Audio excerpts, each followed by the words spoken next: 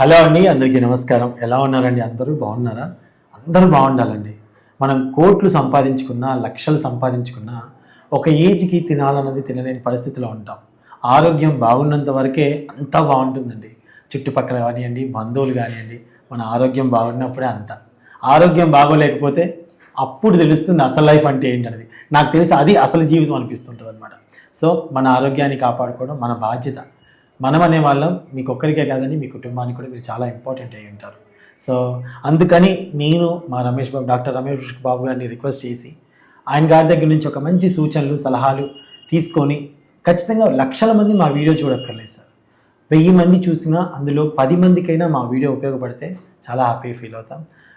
So అందులో భాగంగా ఈరోజు మా డాక్టర్ రమేష్ బాబు గారి దగ్గరికి వచ్చాను, నందన చెస్ట్ హాస్పిటల్. నమస్కారం సార్. నమస్తే అండి. ఎలా ఉన్నారు సార్? Thank you sir. ఇప్పుడు క్షయవాది టీబీ అని అంటారు కదా, అసలు దాని లక్షణాలు ఎలా ఉంటాయి, దాని గురించి ఒక క్లారిటీ సార్. మనం అనుకుంటాం దగ్గు వస్తే బ్లడ్ వస్తుంది, ఇది అనేది మనకు తెలుసు. అప్పుడు పాసిమాలలో బాగా దగ్గేవాళ్ళు, బక్కగయ్యేవాళ్ళు.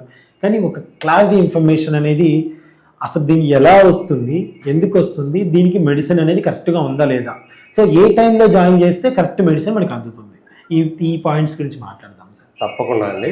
ఒక మంచి ఆలోచనతో చాలా మంచి టాపిక్ని సెలెక్ట్ చేసుకున్నందుకు ముందుగా మీకు అభినందనలు తెలియజేస్తున్నాను. Thank you sir. క్షయవ్యాధి అనేది మైక్రోబాక్టీరియం ట్యూబర్కులే అనే ఒక చిన్న సూక్ష్మక్రిమి వల్ల మనకి సంక్రమిస్తుంది అనమాట.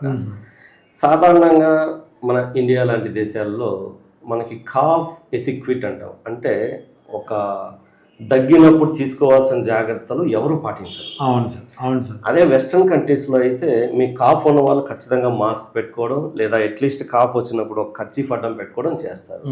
మన ఇండియాలో అవి ఎవరు పట్టించుకోరు. కాబట్టి సాధారణంగా మనందరికీ చిన్న వయసులోనే, అంటే ఒక 7-8 ఇయర్స్ లోపలే ఈ గాలిలో నుంచి ఈ క్రిములు మన శరీరంలోకి వెళ్ళిపోతాయి. ఓకే. సో మనందరి శరీరంలో ఆ క్రిములు ఉన్నాయి ఇప్పుడు. అయితే ఈ వెళ్ళిపోయిన క్రిములు ఏం చేస్తాయంటే ఫస్ట్ లంగ్లో ఒక చిన్న ఫోకస్ లాగా తయారవుతాయి. అయితే మనందరికీ టీబీ రావట్లేదు కదా. ఎందుకు అంటే కారణం, మనకి ఇమ్యూనిటీ అనేది ఉంటుంది ఇప్పుడు మన శరీరంలో, అంటే రోగ నిరోధక శక్తి. ఈ రోగ నిరోధక శక్తి అనేది ఆ ఫోకస్ని ఎప్పుడు అణిచిపెట్టుకుంటుంది. కాబట్టి ఆ జబ్బు అనేది బయటపడదు. అయితే చాలా కారణాల చేత, అంటే ఆల్కహాల్ తీసుకోవడం వల్ల కావచ్చు, లేదా షుగర్ వ్యాధిగ్రస్తులు కావచ్చు, లేదా స్ట్రెయిన్ వల్ల కావచ్చు, లేదంటే కిడ్నీ ఫెయిల్యూర్, హెచ్ఐవి. ఈ మధ్య కాలంలో అయితే హెచ్ఐవి వ్యాధి బారిన పడిన వాళ్ళు, ఇలా రకరకాల కారణాలతో ఈ ఇమ్యూనిటీ అనేది, అంటే రోగ నిరోధక శక్తి అనేది ఎప్పుడైతే వీళ్ళ శరీరంలో తగ్గుతుందో అప్పుడు ఈ ఫోకస్ అనేది మళ్ళీ తిరిగి మళ్ళీ యాక్టివ్ అవుతుంది. యాక్టివ్ అయినప్పుడు ఏమవుతుందంటే వీళ్ళకి 5 మేజర్ లక్షణాలు ఉంటాయండి క్షయవ్యాధిలో ఇప్పుడు కూడా. ఫస్ట్ దగ్గు, నెంబర్ 2 బరువు తగ్గడం, ఆకలి తగ్గిపోవడం, దగ్గినప్పుడు తెమ్మడతో పాటుగా రక్తం పడడం. సో ఈ 5 లక్షణాల్లో ఏ ఒక్క లక్షణం ఉన్నా, అంటే 5 వచ్చే వరకు వెయిట్ చేయనక్కర్లే, ఏ ఒక్క లక్షణం ఉన్నా కూడా మనం టీబీ అని సస్పెక్ట్ చేయాలి. అంటే నార్మల్ దగ్గున్న వాళ్ళు కూడా ఎలా రావాలి మీ దగ్గర ఫస్ట్? అంటే ఎందుకైనా అంటే బరువు తగ్గుతున్నారన్న ఆలోచన సెకండ్ స్టేజ్లోకి రావాలా, ఎలా? Okay, right. ఇది సాధారణంగా మంచి ప్రశ్న. ఇది కూడా మీకు ఒక చిన్న ఎక్స్రే అనేది ఒకటి చూపెడతాను. ఎక్స్రే అనేది మనకు ఒక బేసిక్ ఇన్ఫర్మేషన్ని ఇస్తుంది అనమాట. Okay sir. ఇది ఒక పేషెంట్, ఇది ఎగ్జాక్ట్గా 1 మంత్ బ్యాక్ అండి. Right sir. ఒక డాక్టర్ గారిని కన్సల్ట్ అవ్వడం జరిగింది పేషెంట్. సాధారణంగా ఛాతీ వ్యాధిగ్రస్తులు, ఛాతీ డాక్టర్స్ అయితే ముందు చూడగానే ముందు అనుమానించేసి క్షయవ్యాధి అని టెమడ పరీక్షలు చేసేసి ఉండేవాళ్ళం. ఇక్కడ చూస్తున్నారా? అవును సార్. ఇది ప్యాచ్ అంటాం మనం. ఇది క్షయవ్యాధి స్టార్ట్ అయింది ఇక్కడ. ఓకే.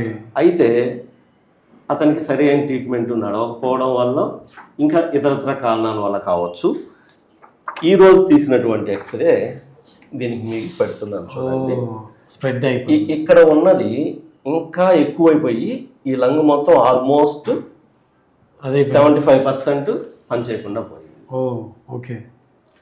సో ఇలా ఎక్స్రే తీసినప్పుడే మనం కనుక సస్పెక్ట్ చేసి దానికి సరైన ఉమ్ము పరీక్ష, తెమడ పరీక్ష అంటాం. ఆ తెమడ పరీక్ష అనేది కనుక చేస్తే అందులో క్రిములు బయటపడిపోతాయి. దాన్ని బట్టి మనం మందులు అనేది స్టార్ట్ చేసేస్తాం. ఓకే. సాధారణంగా 6 నెలల పాటు ట్రీట్మెంట్ ఉంటుంది.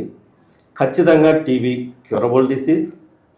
దాంతోపాటు సూపర్, మెయిన్ పాయింట్ ఏంటండి, తగ్గిపోతుంది కరెక్ట్ సమయంలో వచ్చి డాక్టర్ చెప్పినట్టు కరెక్ట్ మనం మెడిసిన్ పాటించినట్టయితే తప్పకుండా తగ్గిపోతుంది. కంగారు పడకండి ఫస్ట్ అయితే. ఓకే. ఎస్, ఇది ఖచ్చితంగా మన భారత ప్రభుత్వం కూడా దీన్ని ఒక ప్రెస్టీజియస్గా తీసుకొని 2025 సంవత్సరం అంటే నెక్స్ట్ ఇయర్ కల్లా ఈ క్షయవ్యాధిని పూర్తి స్థాయిలో నిర్మూలించాలని కంకణబద్దులై దానికి తగిన మందులు, తగిన డయాగ్నోసిస్ అన్నీ ఏర్పాటు చేస్తున్నారు. రైట్. ఇంకొకటి చిన్నది సార్, ఇంట్లో ఎవరికైనా ఒక వ్యక్తికి క్షయ వచ్చింది అనుకుంటే ఆ ఇంట్లో ఉన్న వాళ్ళందరూ ఆయన దూరం పెట్టాలా, లేకపోతే ఆయన టాబ్లెట్స్ ఇస్తే వీళ్ళకి ఏం అవసరం లేదా, వాళ్ళు కూడా ఏమన్నా టాబ్లెట్స్ తీసుకోవాల్సిన అవసరం వస్తుందా? ఇది చాలా మంచి ప్రశ్న అండి. సాధారణంగా మనకి వ్యాధి వచ్చిన మొదట్లోనే కనుక కనుక్కొని అతనికి మందులు మొదలు పెట్టేస్తే మనలాగానే మనతో పాటు కలిసే ఉండొచ్చు. అంటే మరీ కంజెస్టెడ్ రూమ్స్ అయితే కొంచెం ఉండకూడదు. Aeration, through and through aeration అంటాం. అంటే ఒకవైపు విండో, దానికి ఆపోజిట్లో విండో ఉండి ఎయిర్ పోతూ వస్తూ ఉంటే కనుక మనందరితో పాటు కలిసి ఉండొచ్చు. ముఖ్యంగా కావాల్సింది అతని ట్రీట్మెంట్ ఇమీడియట్గా స్టార్ట్ చేసేయాలి. అయినప్పటికీ అతని తెమడలో కనుక క్రిములు బయటపడినట్లయితే, మనకి చిన్న పిల్లలు ఉంటారు కదా, 6 to 8 years లోపల ఉన్న వాళ్ళకు ఒక ట్యాబ్లెట్ ఉంటుంది. ఇతను ఎన్ని రోజులైతే ట్రీట్మెంట్ తీసుకుంటాడో అన్ని రోజులు ఆ పిల్లలకు కూడా ఆ ట్యాబ్లెట్ వేయాలి. దానివల్ల వాళ్ళకు భవిష్యత్తులో ఈ టీబీ వ్యాధి అనేది రాకుండా ఉంటుంది. అదేవిధంగా పెద్దవాళ్ళకు కూడా డిఫరెంట్ డోస్ ట్యాబ్లెట్ ఉంటుంది, అది వేయాలి. ఎందుకంటే అతనితో కలిసి తిరిగేవాళ్ళు, అంటే భార్య, పిల్లలు, అతని తల్లిదండ్రులు జనరల్గా ఒకే ఇంట్లో ఉండాల్సిన టాబ్లెట్ వేయాలి. సో ఇదండి, చూడండి, చాలా ఇంపార్టెంట్ మ్యాటర్ మీకైతే అందింది అనుకుంటున్నాను. ఎందుకంటే చాలా మందికి డౌట్స్ ఉంటాయి, ఇంట్లో ఎవరికైనా వస్తే అన్ని దూరం పెట్టాలి, కొందరు పెట్టలేక, తినే ప్లేట్స్, గ్లాస్ అవి దూరం పెట్టాడు. చాలా మంది పేషెంట్స్ అడుగుతూ ఉంటారు కూడా. ఇంకా చాలా ఇష్యూస్ ఉన్నాయి దీంట్లో. భార్యాభర్తలు ఒక దగ్గర ఉండొచ్చా, ఇలాంటి క్వశ్చన్స్ కూడా అడుగుతూ ఉంటారు. ఎటువంటి ఇబ్బంది లేదు, కానీ అతనికి ముందు ఎంత వీలైతే అంత తొందరగా అతనికి ట్రీట్మెంట్ స్టార్ట్ చేసేయాలి. ట్రీట్మెంట్ స్టార్ట్ చేయకపోతే మాత్రం ఖచ్చితంగా బ్యాక్టీరియా అనేది పక్క వ్యక్తికి వ్యాపించే అవకాశం ఖచ్చితంగా ఉంటుంది. సో అంతకంటే ముందు ప్రతి ఒక్కళ్ళండి, నార్మల్ జలుబు వచ్చినా, దగ్గు వచ్చినా, ప్రతి ఒక్కళ్ళు మీ బాధ్యత ప్రకారం బయటికి వెళ్ళినప్పుడు, దగ్గినప్పుడు కానీ, దగ్గు బాగా వస్తున్నప్పుడు కానీ మాస్క్ ధరించడం కానీ డాక్టర్ సలహా మేరకు పాటించండి. వీలైనంత వరకు ఇంట్లో ఉండండి. ఆ జలుబు, దగ్గు తగ్గిన తర్వాత బయటికి వెళ్ళడానికి ప్రయత్నించండి.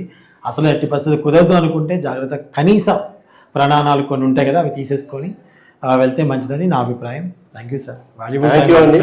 Thank you. చాలా మంచి ఇన్ఫర్మేషన్ ఇది. 6 నెలలు పూర్తిగా మందులు వాడినట్లయితే ఖచ్చితంగా వ్యాధి నుంచి బయటపడే అవకాశాలు ఉంటాయి. కానీ మందులు మధ్యలో ఆపివేయడం, లేదా ఆ వ్యక్తి శరీరంలో కనుక షుగర్ కంట్రోల్ లేకపోవడం, లేదా హెచ్ఐవి ఉంటే హెచ్ఐవికి మందులు వాడకపోవడం, ఆల్కహాలిజం, క్రానిక్ ఆల్కహాల్స్ ఉంటారు వాళ్ళకి, అదేవిధంగా కిడ్నీ ప్రాబ్లం ఉన్న వాళ్ళకి, అదేవిధంగా స్మోకర్స్, వీళ్ళకి మాత్రం ఖచ్చితంగా ఈ వ్యాధి అనేది పూర్తిగా తగ్గదు. కాబట్టి ముందు ఈ లక్షణాలన్నీ, స్మోకింగ్ ఉంటే స్మోకింగ్ ఆపేయడం, ఆల్కహాల్ అలవాటు ఉంటే ఆల్కహాల్ ఆపేయడం, షుగర్ కంట్రోల్ చేసుకోవడం, కిడ్నీ ప్రాబ్లం ఉంటే దాన్ని ట్రీట్ చేసుకోవడం, హెచ్ఐవి ఉంటే హెచ్ఐవికి మందులు వాడడం, ఇవి చేసినట్లయితే ఖచ్చితంగా క్యూరబుల్ డిసీజే. అదనమాట అండి. మన నందన చెస్ట్ హాస్పిటల్ ఫుల్ డీటెయిల్స్ కింద ఇస్తాము. డాక్టర్ గారి నెంబర్ కూడా మీకు కింద ఇస్తాము. తప్పకుండా మీకు ఏమైనా సమస్యలు ఉన్నా విచ్చేయండి, ఒకసారి చెక్ చేయించుకోండి. ఓకే, ఆరోగ్యం బాగుంటే అంతా బాగుంటుంది. థ్యాంక్ యూ అండి.